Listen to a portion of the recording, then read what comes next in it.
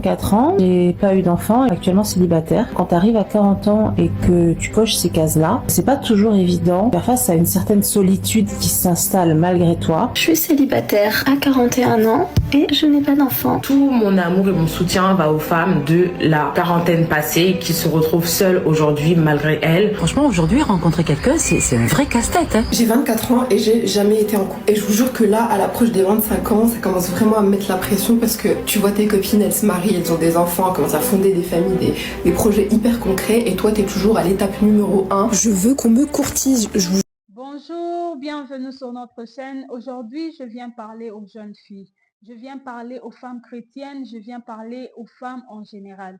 Oui, je viens te parler de ce mouvement qui a pris de l'ampleur petit à petit, qui a été créé. Et petit à petit, ce mouvement a pris de l'ampleur mondialement et les diables se cachent derrière ce mouvement et se cachent derrière ce mouvement pour égarer le peuple de Dieu, pour faire en sorte que les femmes puissent être désobéissants à leur créateur. Souvenez-vous que c'est ça le rôle du diable depuis le jardin d'Éden. Il a poussé Ève et Adam à désobéir à leur créateur parce qu'il sait que lorsque nous, humains, nous désobéissons à notre créateur, il y a des conséquences qui s'ensuivent. Voilà pourquoi est-ce qu'il a poussé Ève et Adam à désobéir à leur créateur, pas pour leur bien, mais pour leur malheur. Souvenez-vous, la Bible nous dit dans Samuel 15, 22 que l'obéissance vaut mieux que le sacrifice, que l'obéissance à la parole de Dieu vaut mieux que la graisse du bélier. Voilà pourquoi est-ce que le diable se cache derrière ce mouvement et permet à ce que les jeunes filles, les femmes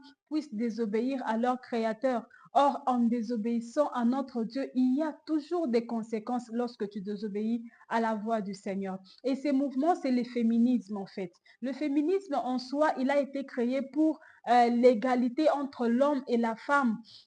C'est un mouvement culturel, social, politique qui a été créé pour l'égalité en milieu de travail, pour éviter la discrimination en fait du genre dans le milieu du travail. Et les femmes sont tombées dans le piège du féminisme. Pourquoi? Parce que eux, ils ont compris que le féminisme consistait à éloigner l'homme de sa vie, à enlever l'homme dans sa vie, chose qui n'est pas vraie. Or, le féminisme, il a été créé, c'est un mouvement qui a été créé juste pour permettre qu'il y ait de l'égalité entre l'homme et la femme, pas l'égalité en foyer, l'égalité en amour, l'égalité dans la famille, mais l'égalité dans le milieu de service. Ça veut dire lorsqu'il y a un homme qui est couturier, donc une femme aussi peut être couturière. Quand il y a un homme avocat, il peut y avoir une femme avocate. Quand on voit une enseignante, il y a aussi des enseignants.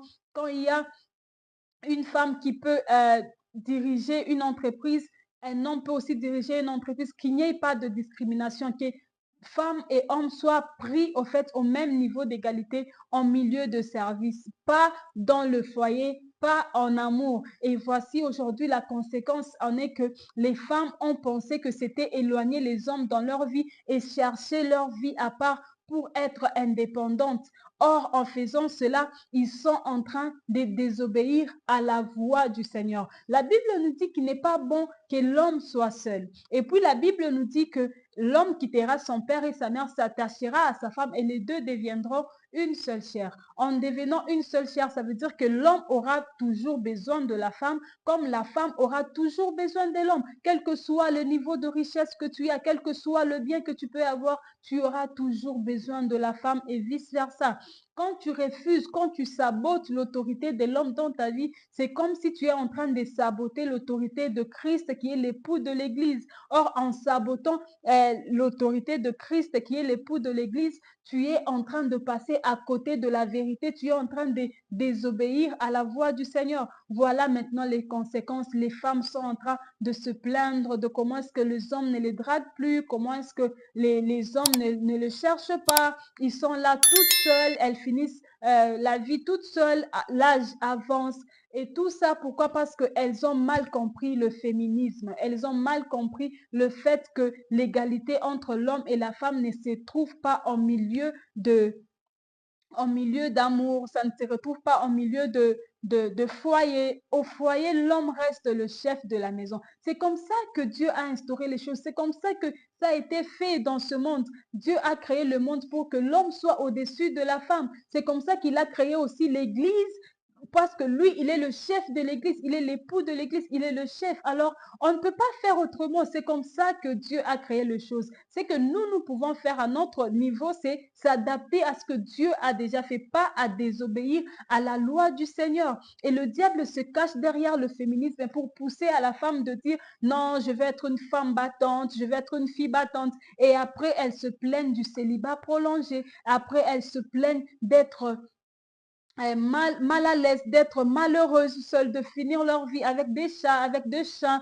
Or, ce n'est pas ce que Dieu voulait. Le féminisme n'est pas là pour égarer le peuple de Dieu. Le féminisme est là, c'est en milieu de service. C'est quand un homme peut être médecin, une femme peut être aussi médecin. Quand un homme peut enseigner, une femme peut aussi enseigner. Voilà là où le féminisme intervient. Le féminisme n'intervient pas en amour. Les femmes aujourd'hui se battent en cherchant de l'argent de toutes les façons pour dire que nous, on n'a pas besoin des hommes dans notre vie. L'homme aura toujours besoin de la femme dans sa vie. La femme aussi aura toujours besoin de l'homme dans sa vie. Avant, elle disait qu'elles étaient battantes et aujourd'hui, elle commence à pleurer. Pourquoi? Parce que le diable se cachait derrière cela pour pousser aux femmes à désobéir à la loi du Seigneur. J'aimerais parler à nos jeunes filles, j'aimerais parler aux femmes.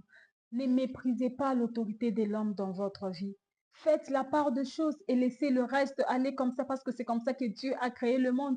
Dieu a créé le monde pour que l'homme soit au-dessus de la femme. Et quand l'homme est au-dessus de la femme, ce n'est pas que la femme est esclave. Non, la femme n'est pas esclave, mais la femme reste aussi un être humain, un être semblable à l'homme, son aide au fait. Quand Dieu a créé la femme, c'est pour aider l'homme, mais pas pour que tu sois au-dessus de l'homme, pas pour qu'en gagnant de l'argent, que tu puisses voir ton homme comme étant moins que rien. Alors ne tombe pas dans le piège du féminisme, chères sœurs, chères femmes, ne tombez pas dans le piège du féminisme. Je vais vous laisser la suite de la vidéo. Vous allez voir comment est-ce que les femmes se plaignent que les hommes ne les courtisent pas, comment est-ce que les femmes se plaignent qu'ils passent des temps seuls, les moments de qualité, les moments de tristesse, ils le passent seuls, les moments de qualité le matin quand ils se réveillent, le soir quand ils s'endorment, elles sont seules plutôt, à ne pas avoir quelqu'un auprès d'elles pour le consoler, pour le parler, pour n'en fût que parler. Et ça crée un vrai déséquilibre dans leur vie, la dépression en fait dans leur vie. Alors, je vous laisse avec la suite de la vidéo. N'oublie pas de t'abonner, de liker, de partager autour de toi ce message pour sauver nos jeunes filles, pour sauver cette génération qui se lève. Que Dieu vous bénisse et à la prochaine. 4 ans, j'ai pas eu d'enfant, actuellement célibataire. Quand tu arrives à 40 ans et que tu coches ces cases-là, c'est pas toujours évident. Faire face à une certaine solitude qui s'installe malgré toi. Je suis célibataire à 41 ans et je n'ai pas d'enfant. Tout mon amour et mon soutien va aux femmes de la quarantaine passée qui se retrouvent seules aujourd'hui malgré elles. Franchement, aujourd'hui, rencontrer quelqu'un, c'est un vrai casse-tête. Hein. J'ai 24 ans et j'ai jamais été en couple. Et je vous jure que là, à l'approche des 25 ans, ça commence vraiment à me mettre la pression parce que tu vois tes copines, elles se marient, elles ont des enfants, elles commencent à fonder des familles,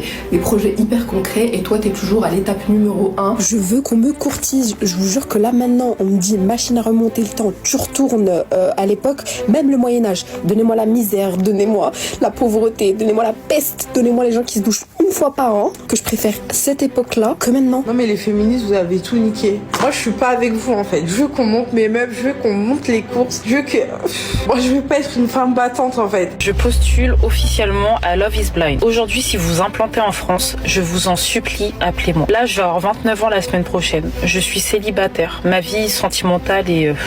Je vis seule avec un chien. En France, personne me drague. Les meufs, on est d'accord que ça fout trop le seum. Quand il y a des mecs nous on se met là, il y a des mecs qui sont même pas là, ils sont plus bas que terre, surtout les points. Et ils croient qu'ils peuvent nous gérer. Encore fait avoir, j'ai trop le seum. Vraiment, je vous jure, je vais finir par détester les hommes. C'est fou comment pendant des années j'étais en mode ouais, je m'en fous, l'amour, tout ce qui compte c'est partir et faire de l'argent. Et on a beau tout avoir quand on n'a pas l'amour, franchement. J'ai l'impression qu'il y a personne qui m'est destiné. C'est pas une fatalité en soi, mais j'ai l'impression qu'il y a personne qui va me supporter. On a voulu l'indépendance, mesdames. Aujourd'hui, on vit comme des hommes. Mais de quelle indépendance vous parlez? Aujourd'hui, il nous reste que les yeux pour pleurer.